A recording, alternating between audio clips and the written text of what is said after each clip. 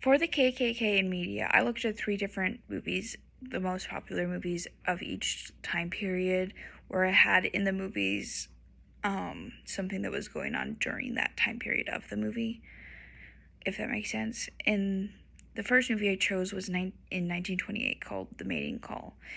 In it, the KKK is portrayed as the Order, is what they're called, except instead of white, they're wearing black robes and black hoods. And one of the quotes from the movie is, "What's the matter? Afraid of the order?" And it's the duty of our organization to safeguard the honor of our womenfolk. Because it was made in the 1920s, it is a silent film, but it's a love drama, as you might be able to tell by the title, The Mating Call.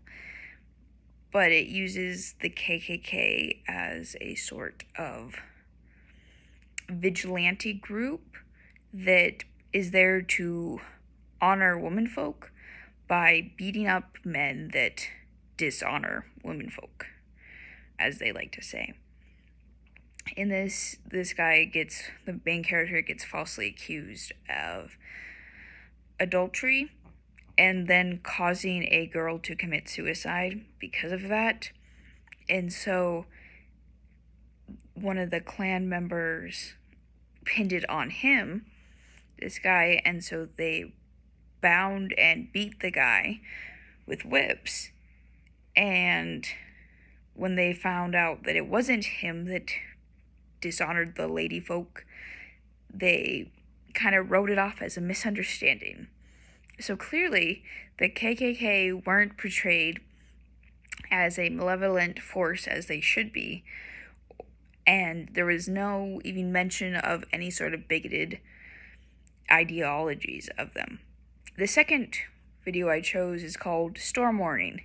It was made in 1951 and starred Ronald Reagan, among other people.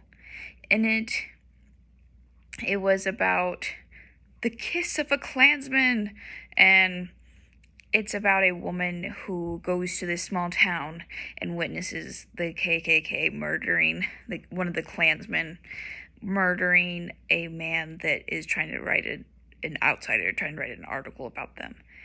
And while she witnesses this, she can tell that she recognizes one of them as her sister's new husband, and her sister is madly in love with him, supposedly. So she fails to tell her because she doesn't want to break her sister's heart. And she also covers for them to the police, but kind of lets slip that it was a Klansman that did kill the man. And eventually the sister kind of wises up about him and realizes that he's not all he's cracked up to be. And the movie resolves that way. But the way that it is portrayed is that the KKK is portrayed as bad in this one. But it is about the hooded terror of the friendly little town. The friendly little town is how it's said. But it has no mention of any sort of bigotry, any sort of anti-religion, anti-race, anti-anything, except for the fact that it's anti-outsiders of this small town. So it totally glosses over any importance that this movie had, and that's why this review said, it is a Warner Brothers social conscious film that is good on spectacle, but trivializes the serious subject of race hatred with an inadequate depiction of the KKK, as it pays more attention to the melodrama than to any message. Because this was shown that it was saying that basically was too much wrapped up in the drama than to actually get a point across. My third movie I chose, it's a more modern movie. It's from 1998, and it's a very violent rated R movie. And it's about this guy's past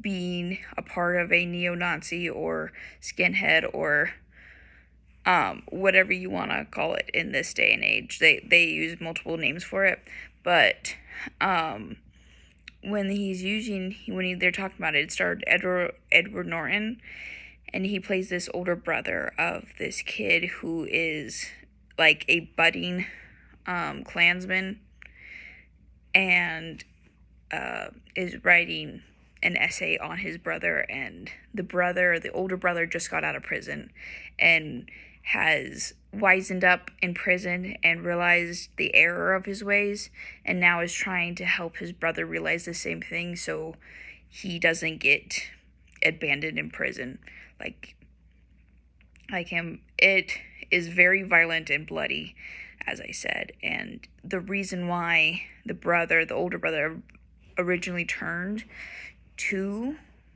the kind of bigotry at groups like that was because he witnessed his father being murdered violently by a black man, a narcotics dealer, and then from then on had this like very much hatred of that race.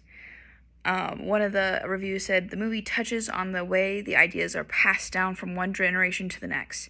It makes you think about the nature of your own prejudices, which it does, and it does very well with that.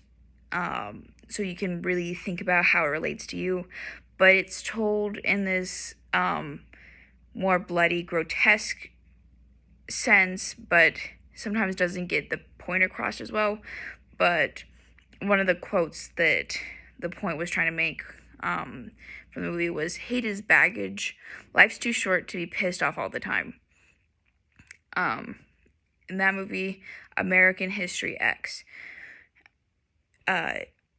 really shows like the dangers of modern time falling into that kind of hate belief.